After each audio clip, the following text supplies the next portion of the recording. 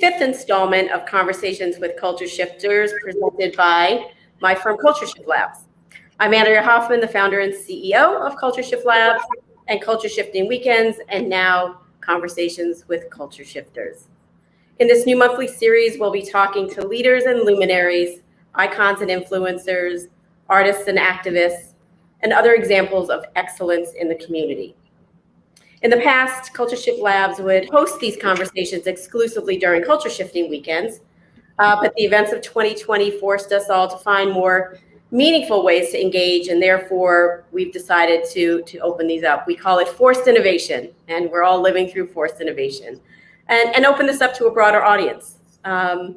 We're tackling inequality and racial equality head on, while emphasizing connections to information and opportunities, and most importantly, to each other. So please be sure to use the chat feature. We have some incredible guests with us today listening in. Meet some new people, which is, we're all about connections and collaborations and wealth creation for the community. And the more spirited you are, the better. So we encourage that. And we know that thoughtful insight paired with connections and collaborations lead to improved business and society. And our hope is that the result of insight from our special guest, Terry Crews, you can take some of those solutions back to your respective organizations. And with that, let's get started with our very special guest and somebody I've been building a relationship with for several months now, our fellow culture shifter, Terry Crews. Hey, hi Andrea, how you doing? So I want to formally introduce the Renaissance man that you are. I think that you really epitomize so much of what is possible for people when they tap into their inner, brilliance, right? Their inner genius, their inner confidence. And so you're an action movie hero, you're a sitcom star, children's book illustrator, which I love. I've been giving your book to everybody. Advertising pitchman, playable video game character, talent show host, high-end furniture designer. And I think, this is important. I know it's sometimes awkward, right, to read somebody's accomplishments, but, give people their flowers while they're here, right? I appreciate it. Right? I appreciate it. Human rights activist, and this is the man that makes up Terry Crews, unstoppable star, NBC, Golden Globe Award-winning, Brooklyn Nine actor. I think you're currently filming season 8. Yeah, yes, we are. Season 8 at the moment.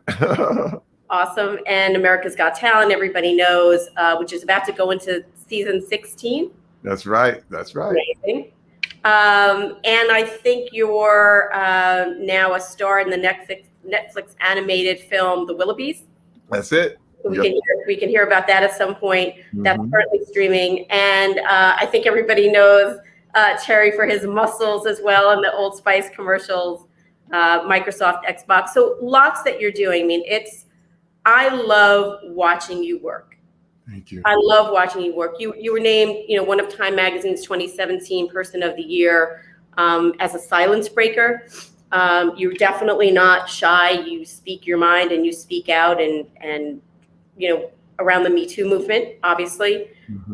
And so, Terry, I want to start off by asking an important question around something that you and I have discussed. And when I see you in Clubhouse, when we're both there and, you're at our events for Culture Shifting Weekend and gatherings of leaders, and watching you show up in these places, being so open-minded and accessible and engaged and having something to contribute is something that I hope everybody walks away from this understanding is an opportunity for them. And so with that, I want to start off with the question about how you think about misinformation and how it could be, a killer of fill in the blank, right? Dreams, ideas. Talk a little bit about that. That's first of all, misinformation is what I like to call my whole upbringing. As a young man, I learned a lot of bad things about, first of all, being a man. As a resident of Flint, Michigan, I watched so many things that, everyone assumed were correct. And only to find out much later that it was on a very, very dangerous wrong path. And the thing is, when I grew up in Flint, the phrase I like to use, it's a German phrase called Einstellung. and Einstellung means installation. And what it is that you learn one way to do things, and you assume that that is the only way to do it. So you say, all right, and this is one thing that colleges and universities have really ingrained in a lot of our young people and a lot of our people who graduated from these places, is that there's this way and there's one right answer. And if you don't have the right answer, you're wrong. But what we need to start doing is thinking about this like calculus. And there are several right answers. In fact, there are formulas that you can tweak. And if you come from another place and you come with another approach, you'll find that the actual solution was in approaching things in a different way. It blew my mind. And when I say this, and I only can really bring it up with a series of personal stories that I have, where, first of all, as a man, growing up in Flint, Michigan, I thought I was more valuable than all the women in my life simply because I was a man. Why? Because that is what was preached to me. That was what I was taught. That was what the standard was. And it was like, hey, man, this is the way it is. It ain't going to change. But then you start to realize, wait a minute, I had this all wrong. I had this whole thing. Back in the day, there was the Marlboro Man. There was the guy who knew everything. He had the image. He was alone, and he rode off into the sunset. And that was the way men were supposed to be. Right. And we totally understand now that that was totally erroneous, that men need help. Men need they need everything women need. And they actually need to get in touch with their feelings. They need to understand mental health. They need to understand so many ways to communicate with women and new ways to actually be. Yeah. First of all, we're talking personal, but this affects every business in the world. Yeah. When you're talking about these kind of things. I mean, they asked Bill Gates about, they were like, you think that, places like Dubai and different places will ever be tech hubs? And he was like, I don't think so, simply because half your workforce you don't even use when you're talking about women. It's like, how did that happen? And these are watershed moments. These are things that the fact that we're talking about them changes the game. But when I was young, it didn't happen. Misinformation ruled the day. Yeah, and I love that you're wired that way to say, you know what? I actually was talking to somebody the other day, and I'm dealing with somebody who just refuses to be a student. They're the teacher always. They're never, ever the student. They're the smartest person in the room. And that really could hurt opportunity, right? It can hurt growth.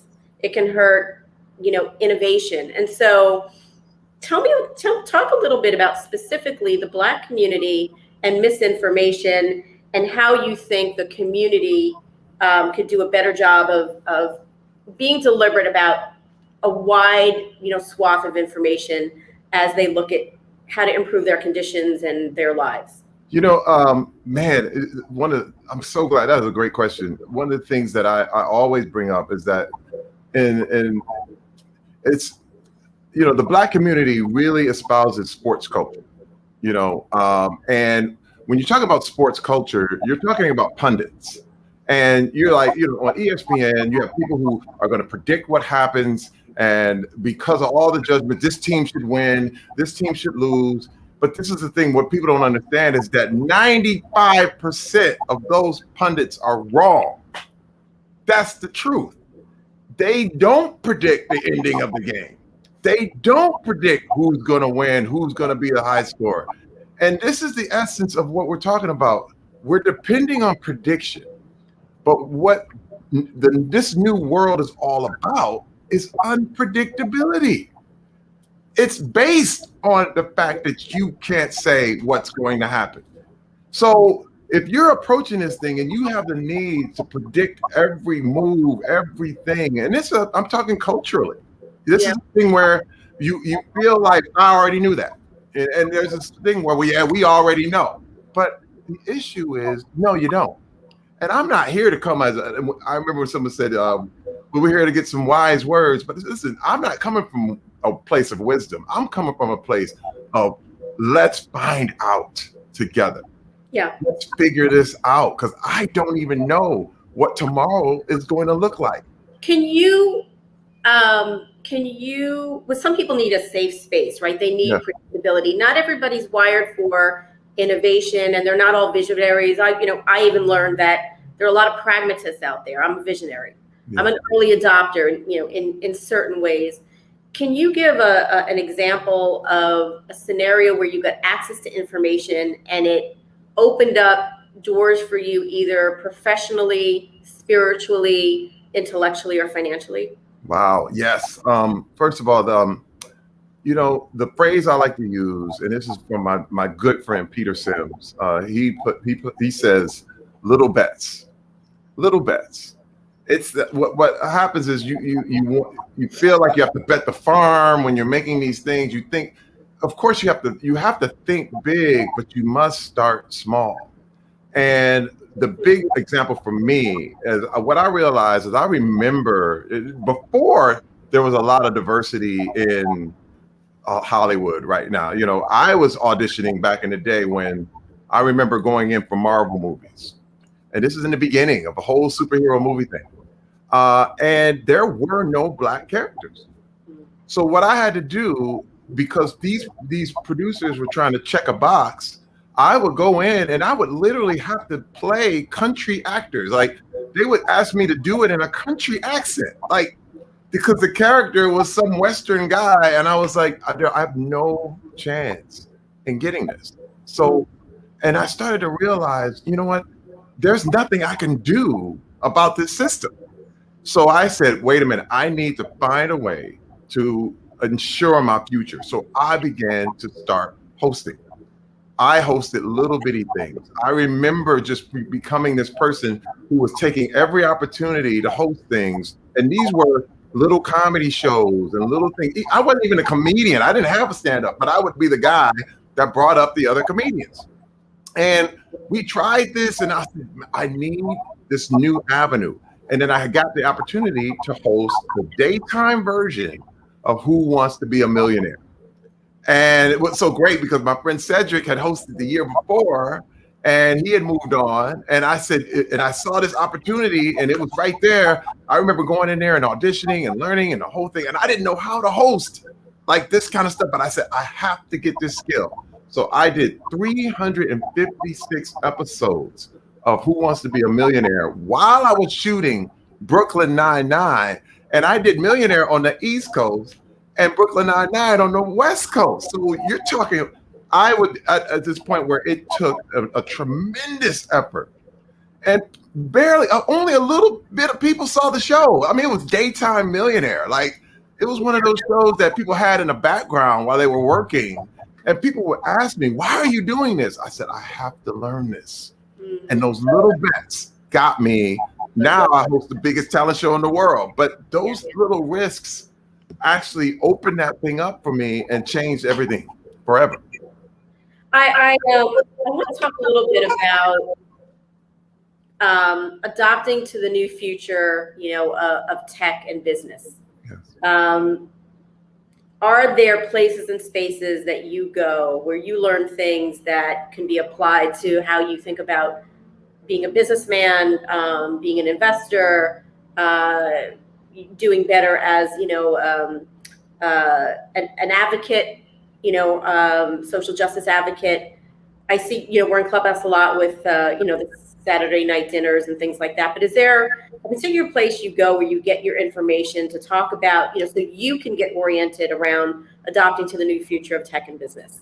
Well, I created a think tank. I have people that I call nonstop, just to, and you know what I do when we have these, especially over the pandemic, when I was at home, I would set up these Zooms with all these people, anybody I could talk to. And it was wild because I met a few of those people at a Culture Shift event.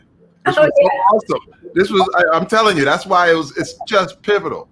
And I always go to them and I say, please, tell me what it is I'm not seeing. Because you think you see it and your answer is always right in front of your face. It's always the thing you have in your house. It's never a thing that's way over there or someone else has it. It's always something that you had in your hand the whole time Yeah. you haven't Well, seen. I mean, that applies to happiness, Yes. to joy, to wealth creation. So many things that applies to. And was there a particular thing that happened where you got involved in tech? Because I don't know the degree to which you could talk about some of your projects. I know about them, and I think there's a lot of incredible applications. But if there's anything you can talk about in terms of tech and business, and when you started getting involved. The big thing for me was actually before the pandemic, I was thinking of brand new things like, okay, what's the future of entertainment? I did not want to be, and I didn't tell the whole public this, but I remember growing up in Flint, Michigan, and when the car industry started opening up to imports, there was a huge resistance. I mean, they were burning Toyotas in the lot. And I said, I can't make this mistake of not seeing when the future is here. So I said, how can we do new production? I watched it also happen in the film industry where everyone was saying, we have to use film, we have to do this stuff. And when the digital cameras came around, they were like, they're not that good. But now everything is digital. So I said, how can I, and just like I went from acting to hosting, I decided to create a virtual production studio that uses Unreal Engine, where you can create virtual sets that are indistinguishable from real environments. And this blows my mind. It totally blew my mind. I saw this technology before we did The Mandalorian because we used it on AGT. We actually they had fake sets for the acts because you couldn't get near them. And I said, this is the future. This is what it's done. You couldn't. Yeah. So the pandemic, this is why I started the conversation talking about forced innovation, right? Oh, it was forced. You're right, because we had no choice. Mm-hmm. And now people are recognizing, like, the fact that we're Zooming right now and the fact that we are having this conversation miles away from each other, where this was actually unthinkable. Like, if you couldn't fly there, you're like, I can't do it. You know what I mean? And now that's out the window. First of all, I'm never driving to Santa Monica again. That 4-hour experience is over. But what I'm saying is that I also realized the fact that they can film the backgrounds of a movie in Greece, and I can be in my virtual production studio in LA, and they can piece it all together, and you will never know. You are already watching most of this on TV, and you have no idea these actors are not even in the same city. So this is what's so blown away, because it blew me away when I saw all this stuff happening. I teamed up with a good friend. His name is Sam Nicholson. He runs Stargate, which is the virtual production studio du jour here in LA. They do all the effects for The Walking Dead. They've done that for 7 years. Mm-hmm. And he saw the desire that I had, and he took me under his wing. Wow. Listen, my thing is, I get under the wings of people who know more and who do this. And I said, teach me, show me, let me. And he just opened up everything to me, his whole world. He's like, whatever you need, we got. And I realized this too. Chris Rock said something a long time ago, and I'll never forget it. He said, if your car breaks down on the side of the freeway and you stick your thumb out, you'll be waiting a long time. But if you start pushing your car, everyone stops. Your help is coming very, very fast. And I said, this is me. I'm going to push my car. I'm going to, you got to put skin in the game a little bit. Doesn't mean risk everything, but what it is these little bets. And people have to see that you're invested for them to help you and respect you and respect what you're bringing. And let me tell you, the tech world, they love the fact that I was interested. They opened their arms to me, and it's been beautiful. Yeah.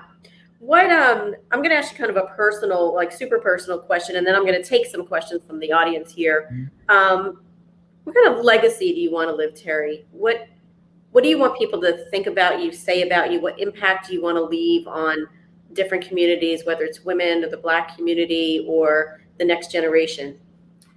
For me, it's very, very important that you understand where I'm from and my background. And my background, information was held in a vault. I spent all my waking days trying to get answers, and no one would tell me. And it was so frustrating that my best friend made a bet. We made an agreement. I said, if you find out something that I don't know, promise me you'll tell me. And if I find out something you don't know, I promise to tell you. And this is my legacy. I want to be the guy who said it, who told you, who was vulnerable enough to say, no, that happened to me. Because right now, there's so many people that are so interested in looking cool and whatever. And most of the time when I get in trouble, it's not because I lied. It's because I told the truth. And because I told my experience and I told my whole thing. And a lot of times people are like, wait, you're telling our business, you're telling this. But I'm telling the real. I feel like there's been enough secrecy.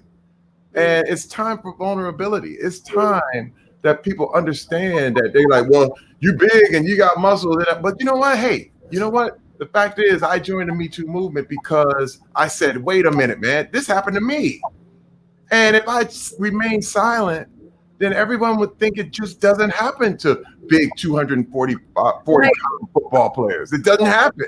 Right. And I had to break that because your story, and this is what's so beautiful, and this is what I want my legacy to be, is that your story is needed, valuable, and necessary. Mhm. And by me telling mine, I want to open up the fact that you can tell yours. Yeah. No, That's all I want.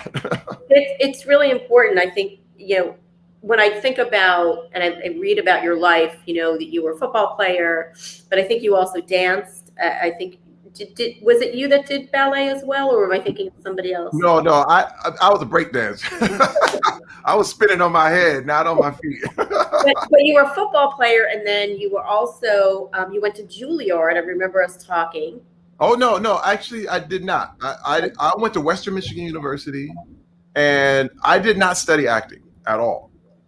I started acting at 30 years old. So when I left football, I totally was. Now I'm acting with people who went to Juilliard, but my You thing. went to Interlochen. That was my style.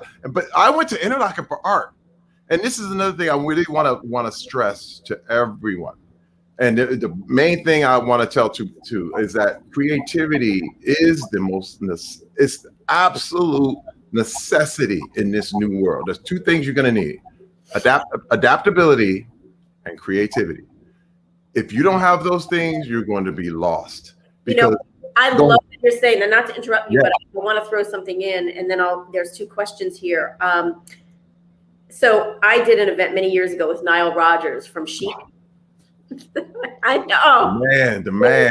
He's bad. Yes. And we named it the currency of creativity. The currency of creativity. So he talked about, he was the one that created the Nike swoosh sound. Wow. He was a creative musical director before that was a thing. And they literally hired him. So it was like a white label, right? He couldn't go out and say he did it at the time. And he was in the studio creating the swoosh sound. And so we asked him, how do you think about the currency of creativity? And he said, who would have thought that we would have gotten hired to create a swoosh sound? And he went and told all these different stories of how he created songs for Diana Ross and Duran Duran and, you name it. And how he just used his creativity also to get in places that said no, that slammed the door in his face. So I think the currency of creativity now, with the way the world is, they really value creativity, creative problem solving, right? You can come out of nowhere and create the next whatever, just come out of left field. So the fact that, if I was to fill in the blank about Terry, it would be Terry Crews is a student of life, as an enabler of being the best version of himself, for his family, for his community, for the next generation, right? So that's good. No, that's good. But this is the trick. I'm gonna tell you the trick. The trick is you're told you're not creative. you are told because you can't draw, because you can't play an instrument, you're not creative. And everyone is creative. Creativity is a skill. It is not something you are born with. That blew me away. Once I understood that, and this is why you can make those little bets. You can say, wait a minute, if I just keep going, I'll learn this thing.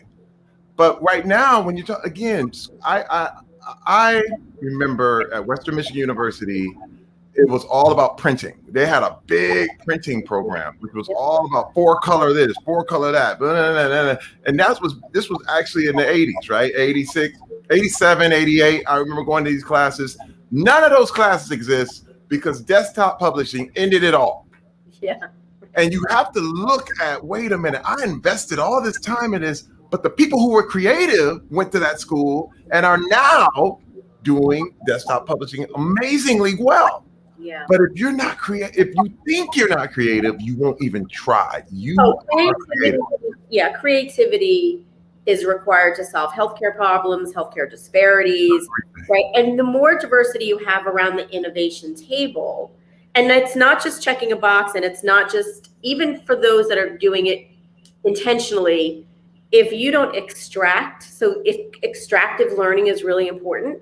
If you have diversity around the table and somebody says something to you about, why you should use, put the chicken fat on the stove and keep it there for a month so you can use it for, it's going to get lost on you if that's a cultural nuance and you have, somebody that's not of that culture being the one that chooses the best ideas. So you really need enough diversity around the table for extractive learning. I'm going to take a question from the audience. So we have a question from Winston Henderson. Most on the forefront of thinking about the future through disruption, visionary transition, meet great resistance and skepticism. Yes. How important is finding the like-minded people in entertainment and tech? Wow, that's a brilliant, dude. What a great, I wouldn't even say that's a question. That's a wonderful statement because you will be alone. There will be resistance. Simply because a lot of people see technology as a threat. I mean, when you look at, if you're an accountant and there's an app that's going to actually replace you, because the thing is that that's going to happen. There's going to be a thing where you literally put all your financial information into an app and it's going to be the best accountant in the world. A lot of people are scared of AI. When you're talking about artificial intelligence and machine learning, the fact that you can take your hands off the wheel in a Tesla. I mean, people are really fearful of the future. And my thing is, you do have to find the reinforcements. You need to find someone who tells you you're on the right path. Don't be scared, because there are a lot of people who are not willing or just feel like, it's too much work. You know what I mean? To try to change things. But first of all, you got to understand what change is. Change is very, very incremental until it's too late. Think about it. Yeah. And I'm going to say this one more time. Change is very, very incremental until it's too late. There's a point where you're like, I missed that.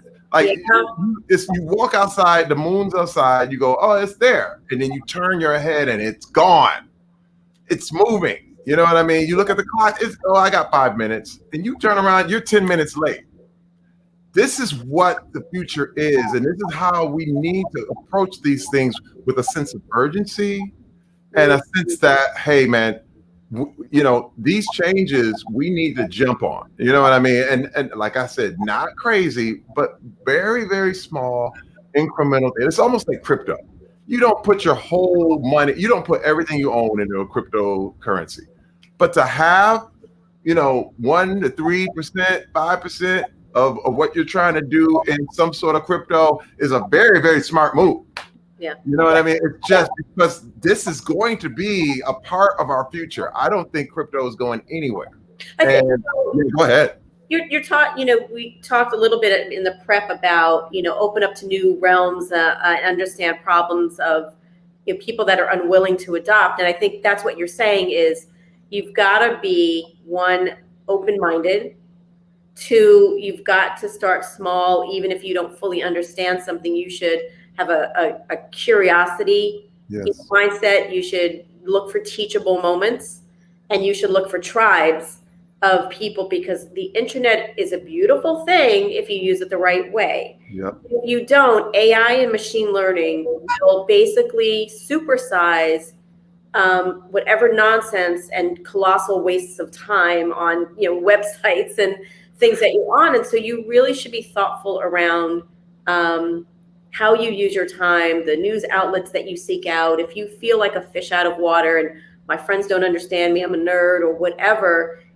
there are communities of people that will encourage you, lift you up, and not waste your genius. So I look at technology as something that could be used for good and bad. And we all know that there's a lot of people around, Nancy, whose question I'm going to take next, she's a human factors engineer. She does a lot around ethical tech. Mm-hmm. And like you, she's in a lot of these rooms because she wants to learn and apply it to tech solutions for more equality. Mm-hmm. And one of the things that I would say to all those watching is, if you're part of community organizations or groups, or you're educating the next generation, particularly around diversity, equity, and inclusion, give people opportunities to open their minds, create conditions where they can learn and not be in a position where they have misinformation. Yes. Because that can lead to holding people down, holding them back, lack of wealth creation, and finding your tribe is critical. So I just want to, this unwillingness to adopt. I mean, you obviously play where the puck is going. Not everybody is wired and has the ability to do that. You're also not a kid, so you've learned a lot along the way. Yeah. So you can apply it to, what am I missing? Teach me. But I'm going to tell you, Andrea, I was one of those guys. I mean, I would not change. You got to understand, I made all the mistakes. There were so many, and I learned by taking lumps. You know what I mean? Where you like, oh my God, I hit a brick wall. This is not working. Yeah. When you look at this is the thing too. My whole thing about the NFL, it was because I believed as a Black man, that was the only way I was going to make money. Mm. I mean, I was an athlete simply because I thought that was the only way. In the hood, you had music, sports, or you could be a preacher. And all three of them had hustles. All three of them were hustles. And so you look at this stuff, like no one was ever bringing up tech to me or even any sort of inventions or any sort of groundbreaking things. No one, I was like, no one's going to do that. And this is the thing. I found out I didn't even like football. I loved being outside. Wow. That was the flip. And I mean, when you talk about learning lumps and taking those lumps and finally learning from them. Now, you mentioned someone earlier, who like, it's just, I know everything. I have the answers. You can't, and listen, I was that guy until it did not work for me. And I was like, because eventually all people like who have that mindset, they literally hit that brick wall sooner or later.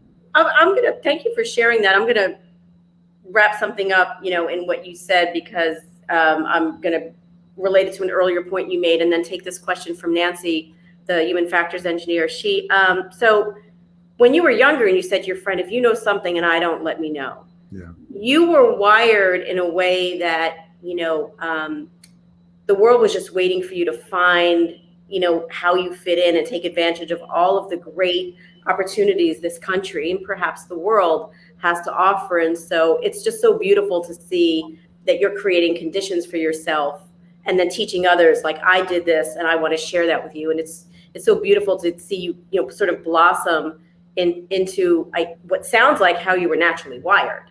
But just put a pin in that for a second. Okay.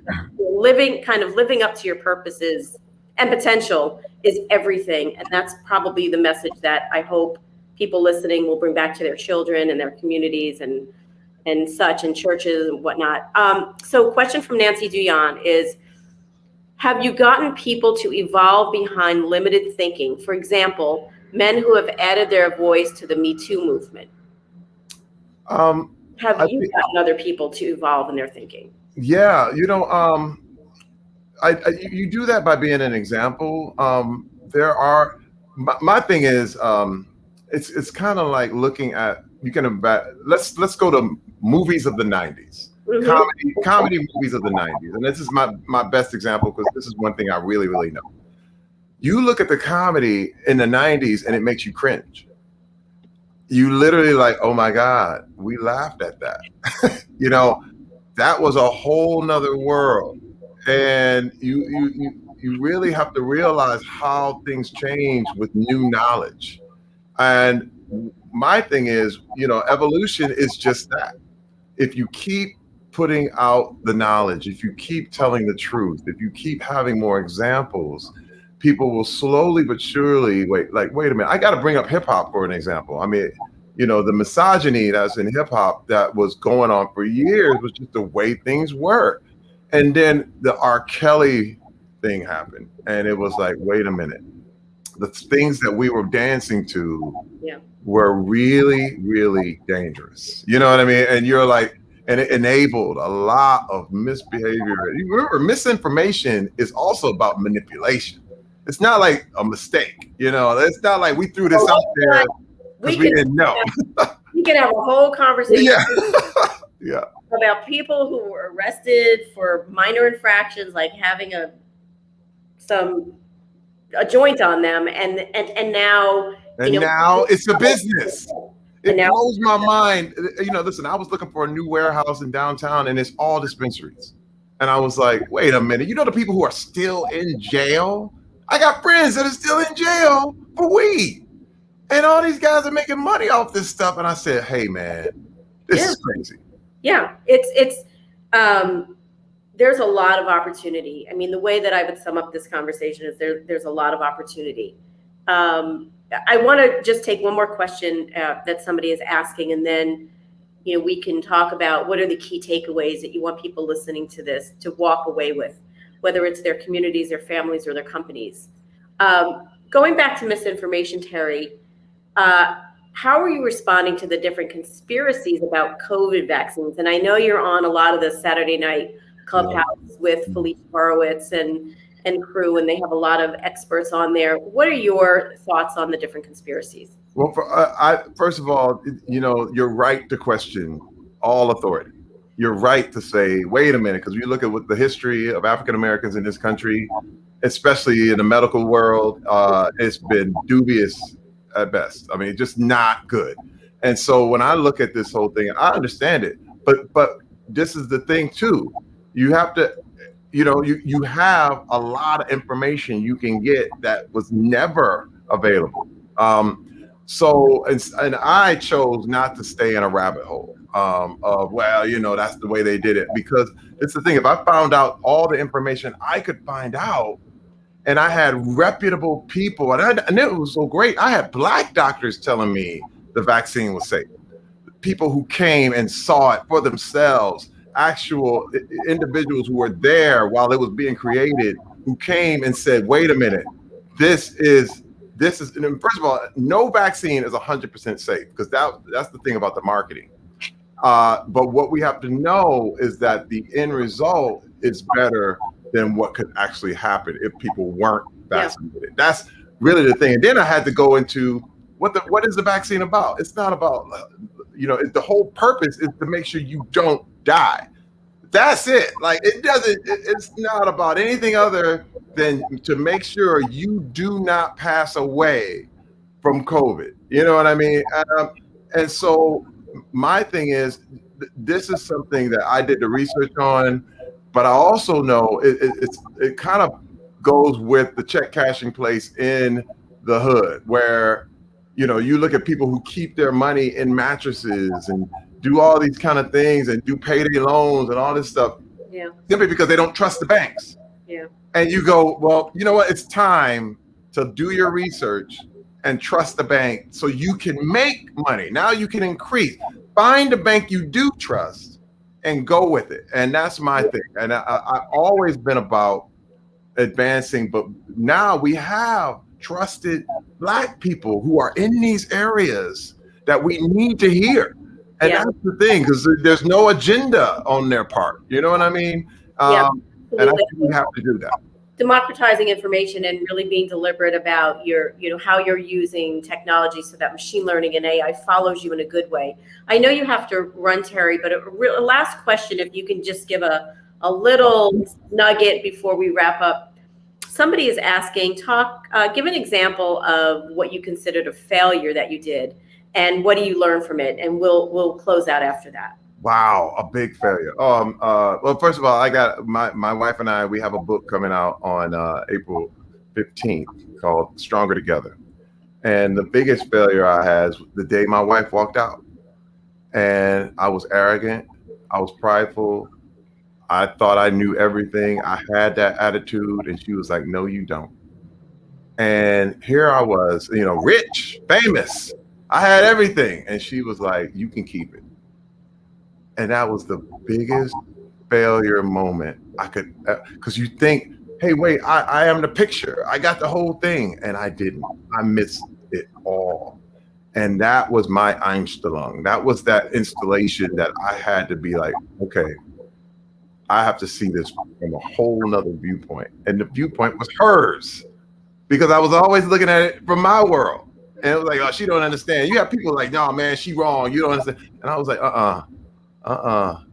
because the thing is, I realized the problem was me. That was the thing. I realized that was the biggest revelation. And dude, that changed everything for me. To find out I was that wrong when the world was telling you that, right? Wait, I'm rich, I'm famous, I'm already doing all these great things, but I was still wrong. That was the watershed moment. And I realized that you cannot underestimate how great you can be, but you also can never underestimate the damage you can do.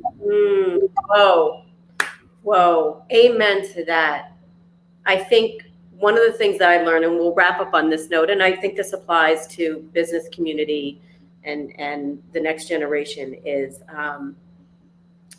you can be insecure and you can come with your baggage, but if you don't understand that you have the power to either hurt people or help people, if you don't stop long enough to understand that you have that power, that's right, you can do a lot of damage, and it could be a lot of collateral damage. Yep. And I think when we talk about business today, if there's not the right kind of diversity and inclusion in a very intentional way, and people and leaders don't understand how to create conditions for that, you can have a lot of collateral damage. You cannot understand your power.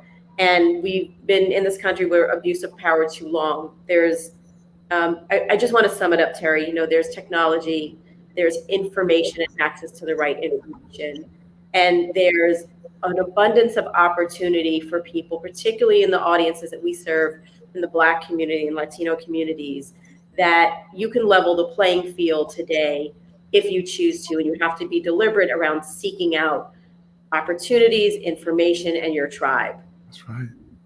So good. I can't put it better. Andrea, I'm telling you, you're jamming. I love what you guys are doing at Culture Shifters. This is so amazing for the culture and for everyone. Well, Terry, we appreciate you and want to be able to support you. We will be sending around all the great things that Terry's doing, so you can follow him, give him feedback, chat with him on Instagram and other places. And I just want to say, it's beautiful to watch you grow and glow and impact so much in so many places. We will be on the lookout for this new book with your wife. It's an audiobook. It's an audiobook, right? It'll be on Audible. April 15th. April 15th. Great. So Terry, we will share where people can go and see your furniture and hear watch your shows and participate in I think you have a cryptocurrency. So we will be in touch. We appreciate you, and thank you for everything. Thank you so much. Thank you. I'll see you next time. All right. Bye-bye. Bye-bye. All right. Well, thank you everybody for joining this month's conversation with Culture Shifters. Be sure to visit cultureshiftlabs.com for more information on our diversity, inclusion, and racial equality solutions. We are excited to have another special guest with us coming in May. We will announce that soon. And be safe out there and see you next time.